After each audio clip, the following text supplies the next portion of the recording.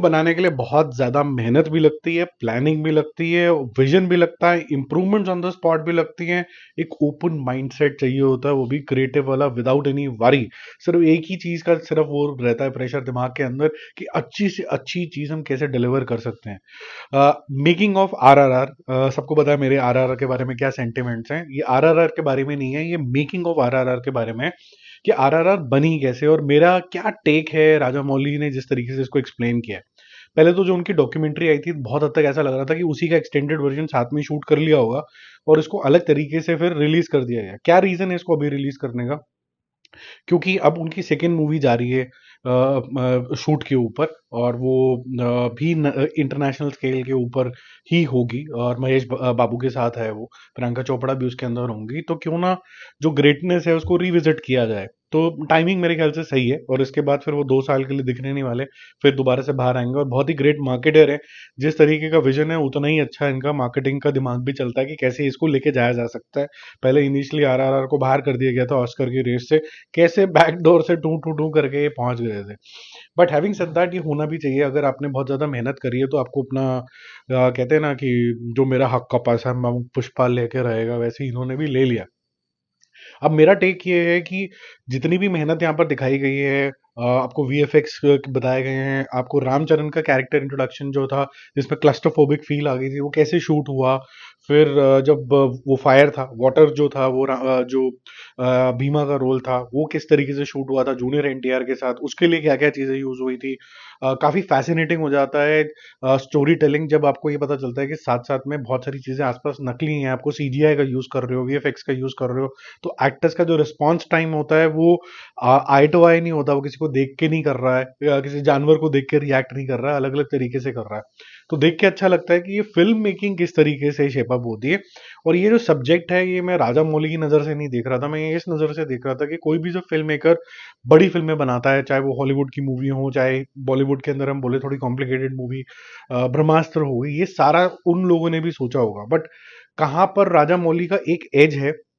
सुनते सुनते तो थोड़ी देर में मुझे ऐसा लगा कि ये भाई ये डायरेक्टर है कि एक्शन डायरेक्टर है, कि हर चीज में एक्शन लेके आता है और बोलता भी है कि भाई मेरे को एक्शन से बहुत ज्यादा लगाव है बचपन से, तो सुपर हीरोज मुझे बहुत ज्यादा पसंद है। तो कहीं ना कहीं मेरा मन करता रहता है कि मैं उसको लेके आता रहूं, और वो दिखता भी है। और एक स्टेटमेंट भी आती है कि जहां मैंने एक बड़ा ही सुपर हीरो वाला इंट्रोडक्शन कर दिया राम का, जूनियर एनटीआर का, अब ये दोनों एक कैफे में मिल भी सकते हैं इन सो मेनी वर्ड्स, बट मेरे को एक और ड्रामा क्रिएट करना था, स्विंग करते हुए आएंगे लोग, करेंगे। तो ये जो चीज है जो ये अपने क्रिएटिविटी के लिए कर रहे हैं, लोगों ने इसको आज की डेट में एक नॉर्म बना दिया है कि जो भी हमें स्क्रीन पे दिखाओ ना, ये लार्जर देन लाइफ दिखाओ, हम इसको नकली नहीं मानेंगे।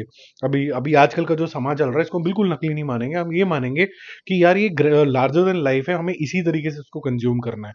और ये टेम्पलेट अब मेरे ख्याल से साउथ की फिल्म्स में कुछ लोग करते चले जा रहे हैं अच्छे से। सुकुमार ने भी पुष्पा 2 में यही टेम्पलेट करा कि हर एपिसोड की तरह इसको ट्रीट किया जाए। मेरे को आरआरआर और पुष्पा जो मेरा जितना भी नजरिया है वो यही है कि इन्होंने कैरेक्टर्स को इंट्रोड्यूस करने के बाद बोला कि बेटा आप क्या क्या कर सकते हो, आप बच्चा बचा सकते हो, आप घड़ा गधा घोड़ा जानवर एक ही साथ लेके आ सकते हो, आप हंटर खा सकते हो, उधर उसने पुष्पा बोला कि आप लड़की की इज्जत बचा सकते हो। तो ये एपिसोड्स हैं, कैरेक्टर स्टैब्लिश हो गया एक बारी, उसके बाद ये एपिसोड की तरह करते चले जाओ।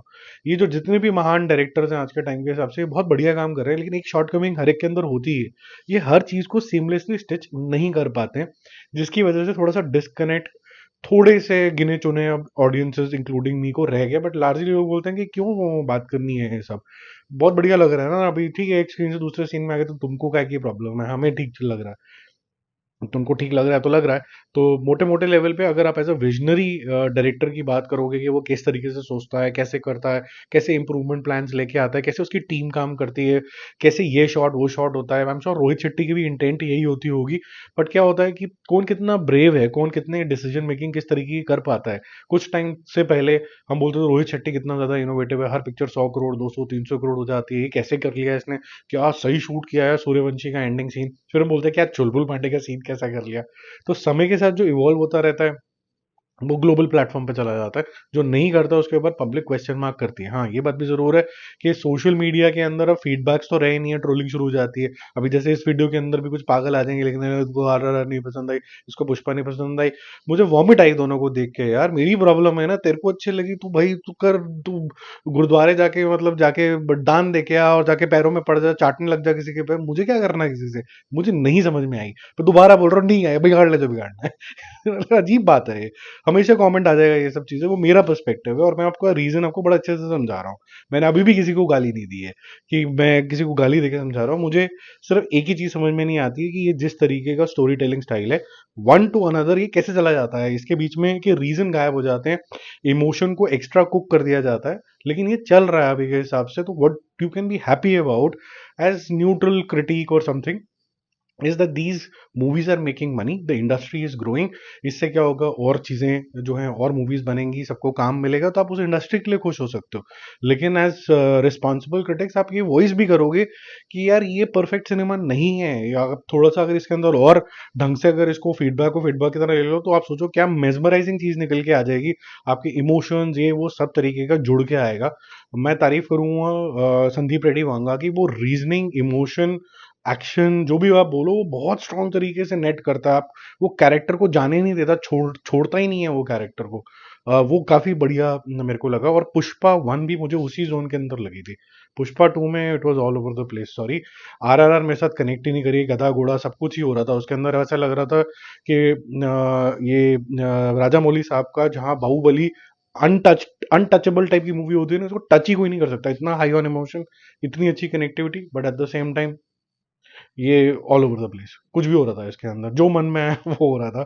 मेरे को ये खेलना है, मुझे गधा लाना है, मुझे घोड़ा लाना है, मुझे ये उखाड़ना है, कुछ भी हो रहा था। आज तू मेरे सर के ऊपर नाच के मैं भागूंगा, फिर हम वीडियो गेम की तरह मारियो की तरह कूद मारेंगे, कुछ भी हो रहा था इसके अंदर।